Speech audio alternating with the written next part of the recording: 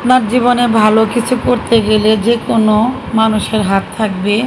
সেই মানুষটা যদি আপনাকে একদিন উপরে উঠায় দেয়, সারা জীবন তার কথা আপনি সবসময় মনে রাখবেন।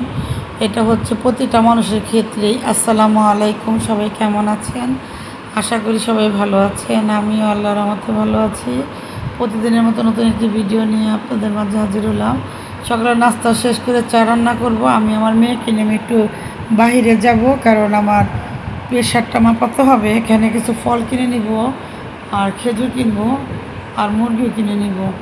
আজকে এই যে প্রেশার মাপতে আসলাম, প্রেশার আলহামদুলিল্লাহ ভালোই আছে।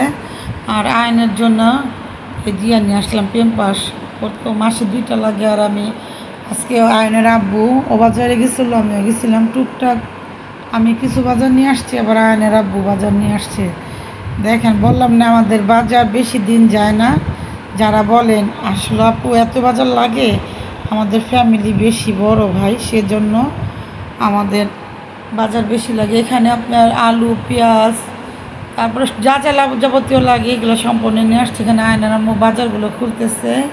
আমাদের যে কাজে হেল্প করে ওর সাথে সাথে আমাদেরও কাজ করতে হয়, কারণ সবাই মিলে জেলে কাজ না করলে সে কাজ আপনার শেষ হবে না। এই যে আমার মেয়ে বলছে গাজর আনতে, বিট আনতে, শসা আর বেগুনের কেজি নাকি 180 টাকা, সিম আপনার 200 টাকা, এই কাঁকরোলগুলো হচ্ছে আপনার 140 টাকা কেজি। প্রতিটা জিনিসই দাম।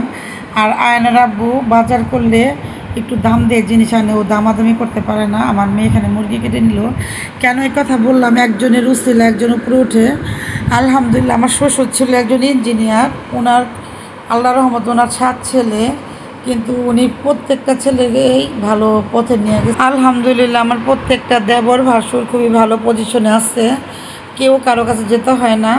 যাই হোক, এখানে দুপুরের জন্য রান্না করব মিষ্টি কুদু ভাজি। কী রান্না করব সম্পূর্ণ ভিডিওগুলো দেখেন, কারণ আপনার মাথায় যদি একজনের হাত থাকে আপনি উঠতে পারবেন, আর আপনার পাশে যদি কেউ না থাকবে আপনি কখনো উঠতে পারবেন না, কারণ একজনের হেল্প ছাড়া একজনে কখনো উঠতে পারে না। আমার ছেলেকে ওর আব্বু নিল, তেমনি আমার হাজব্যান্ড, আমার দেবর ভাসুরকে আমার শ্বশুর উপরে উঠাইছে। আমার শ্বশুর যা পেনশনের টাকা পাইছিল সম্পূর্ণ তার ছেলেদের পিছিয়ে খরচ করছে। এখানে আপনার হাঁসের মাংস রান্না করবে আয়নার আব্বুর জন্য। আয়নার আম্মু আবার হাঁস খায় না, তার জন্য মুরগির মাংস রান্না করবে। আর এখানে ওই যে আপনার জলপাই দিয়ে ডাল রান্না করবে। এখনকার জলপাই দিয়ে ডাল রান্না করলে ভালো লাগে। আর এখন এই যে চিংড়ি মাছ দিয়ে, মূলা, ছোটো ছোটো মূলা দিয়ে, আর হচ্ছে বরবটি দিয়ে রান্না করবে আম্মা। আমি আবার আলু দিলে তরকারি খেতে পারি না, আমার কাছে ভালো লাগে না।